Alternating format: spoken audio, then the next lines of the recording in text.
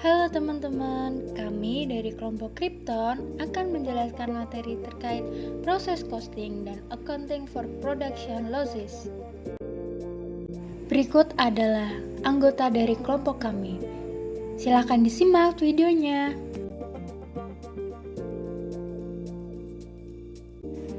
Yang pertama, mengapa perusahaan menggunakan proses costing? Proses costing adalah sistem kalkulasi biaya yang digunakan oleh perusahaan yang memproduksi produk yang sama secara kontinu. Pengertiannya lainnya, yaitu metode penghitungan harga pokok yang didasarkan pada pengumpulan biaya-biaya produksi dalam suatu periode tertentu dibagi dengan unit produksi periode yang bersangkutan. Karakteristik proses costing. Pertama, proses produksi dilakukan secara terus-menerus. Produksi berskala besar, produk yang dihasilkan homogen, dan biaya dibebankan berdasarkan departemen produksi. Alasannya, jika barang yang diproduksi melewati beberapa proses atau tahapan, diperlukan teknik proses costing untuk menghitungnya. Proses costing secara umum digunakan pada suatu pabrik yang memproduksi barang secara tetap. Proses costing digunakan untuk menghitung ongkos tiap proses produksi. Proses costing lebih diartikan sebagai biaya yang dibutuhkan tiap departemen dalam memproses suatu produk untuk tiap hari.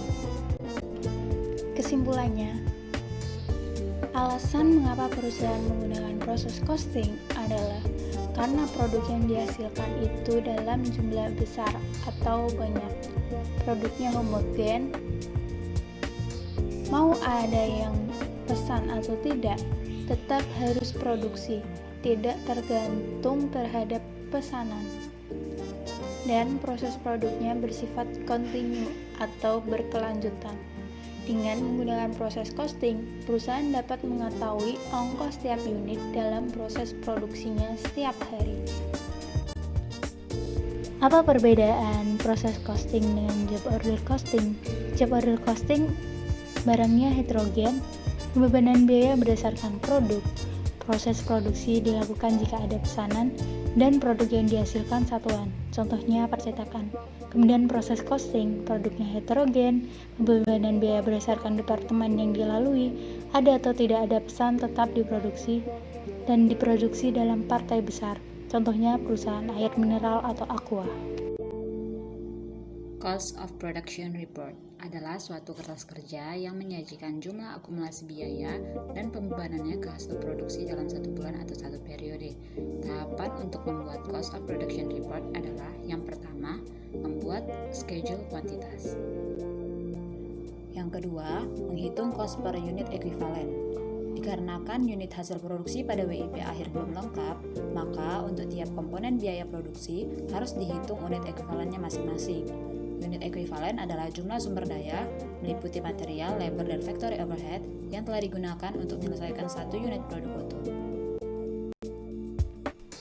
Sebagai contoh, bila terdapat 3 unit produk pada WIP akhir dan tiap produk tersebut baru menggunakan sepertiga bahan baku, maka jumlah bahan baku yang telah digunakan untuk membuat 3 produk tersebut sama dengan jumlah bahan baku yang dibutuhkan untuk menyelesaikan satu buah produk utuh, yaitu 3 unit fisik dikali 1/3, yaitu sama dengan 1 unit ekuivalen bahan baku. Tahapan yang ketiga, menghitung nilai cost of production yang ditransfer ke departemen berikutnya. Tahapan yang keempat, membuat pertanggungjawaban biaya. Production losses in a process costing. Jadi, ada 3 bentuk produksi yang hilang. Yang pertama adalah scrap. Scrap merupakan barang atau bahan sisa produksi yang tidak dapat digunakan lagi dalam proses produksi perusahaan, tetapi masih memiliki nilai jual walaupun kecil. Contohnya, sisa gergajian kayu pada pabrik pemotongan kayu. Yang kedua, ada spoiled product. Spoiled product atau barang rusak merupakan barang yang rusak atau cacat atau tidak memenuhi standar yang dipersyaratkan dan tidak bisa diperbaiki atau dikerjakan ulang agar kembali dapat memenuhi standar. Yang ketiga, ada rework product. Rework product adalah barang yang dilakukan pemrosesan atau pengerjaan ulang oleh perusahaan dikarenakan barang tersebut tidak memenuhi standar yang telah dipersyaratkan. Dengan demikian, rework berbeda dengan spoiled product karena atas rework dapat dikerjakan ulang atau dapat diperbaiki. Berikut adalah contoh soal dari bab proses costing, di mana di soal tersebut kita diminta untuk membuat cost of production report dengan metode FIFO, dan kita juga diminta untuk membuat jurnal. Berikut ini adalah cost of production report dari Felicia Manufacturing. Di sini kita membuat raw physical flow unit. Terlebih dahulu memasukkan input dan outputnya, itu dari soal. Kemudian kita membuat equivalent unit, di mana kita memasukkan physical unit terlebih dahulu dan kita mencari direct material, direct labor, dan FOH dari persentase yang diketahui dari soal. Kemudian dari situ kita menghitung total cost-nya dari input. Setelah itu kita mengetahui cost per equivalent unitnya. Dan setelah itu kita mengetahui total cost as outputnya dan total cost yang ditransfer dari departemen tersebut. Selanjutnya kita mencari cost of production report dari departemen yang kedua.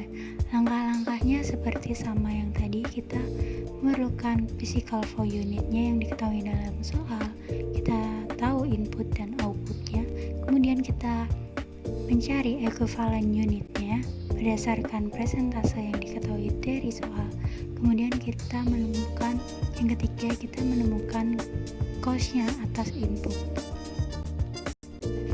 Setelah itu kita menghitung cost per equivalent unitnya, kemudian kita juga menghitung total cost as outputnya dan berapa total cost yang ditransfer. Kemudian kita melakukan penjurnalan. Yang pertama, melakukan penjurnalan pembebanan manufacturing cost pada departemen fabricating. Yang kedua, transfer dari fabricating departemen ke finishing departemen. Yang ketiga, pembebanan manufacturing cost pada departemen finishing. Kemudian jurnal yang keempat, transfer assembly departemen ke finish good. Di sini saya akan menjelaskan contoh soal problem 74 pada Billingsley Company yang menggunakan proses costing dengan metode rata-rata. Jadi diketahui Billingsley Company ini menggunakan dua departemen, yaitu cutting dan assembly departemen. Unit diperiksa pada tahap penjelasan 90% di cutting departemen dan di akhir proses di assembly. Diketahui bahwa unit produk yang spoil di assembling department memiliki nilai jual $3, sementara di cutting department tidak memiliki nilai jual. Diketahui bahwa data terlampir sebagai berikut. Langkah yang pertama adalah draw physical flow unitnya. Buat data input dan data output, unit in beginning inventory-nya berapa, unit started during period-nya berapa. Lalu untuk output yang ditransfer berapa, yang spoiled berapa, lalu ending inventory-nya berapa. Catat masing-masingnya. Lalu yang kedua adalah hitung equivalent unitnya. Dihitung berdasarkan yang ditransfer, unit yang spoiled sama ending inventory-nya. Lalu yang ketiga, hitung biayanya, yaitu dari beginning inventory dan biaya yang ditambahkan selama periode berjalan. Yang keempat adalah menghitung cost per equivalent unit. Jadi total cost as inputnya dibagi dengan equivalent unit. Yang kelima adalah menghitung total cost as output. Jadi berdasarkan unit yang ditransfer, unit spoiled dan unit ending inventory-nya dikali dengan cost per equivalent unit, dapat nanti total cost as output. Yang selanjutnya adalah menghitung cost of production report pada assembly department. Yang pertama adalah draw physical flow unitnya, yaitu unit in beginning inventory ditambah dengan unit received from preceding department. Didapat hasil total inputnya, yang mana nanti harus sama dengan total outputnya. Lalu menghitung equivalent unit, dihitung berdasarkan unit yang ditransfer, ditambah dengan unit yang spoiled, ditambah unit ending inventory, dapat total equivalent unit. Sementara total cost as input adalah langkah ketiga, itu diambil dari biaya beginning inventory dengan tambahan yang diterima selama periode berjalan. Langkah yang selanjutnya adalah menghitung cost per equivalent unit, didapat dari total cost as inputnya dibagi dengan equivalent unitnya, dapat nanti cost per equivalent unit. Nah, langkah yang kelima adalah menghitung cost as output. Jadi berdasarkan output yang ditransfer itu dikali dengan cost per equivalent unit. Lalu unit spoiled di assembly department itu dikali dengan cost per equivalent unit. didapat total cost as output-nya. Nah, jurnal pembebanan biaya produksi pada cutting department dan pada assembly department adalah sebagai berikut. Data ini diperoleh dari data-data yang sudah kita hitung sebelumnya. Nah, teman-teman, sekian penjelasan dari kelompok kami. Terima kasih sudah mendengarkan.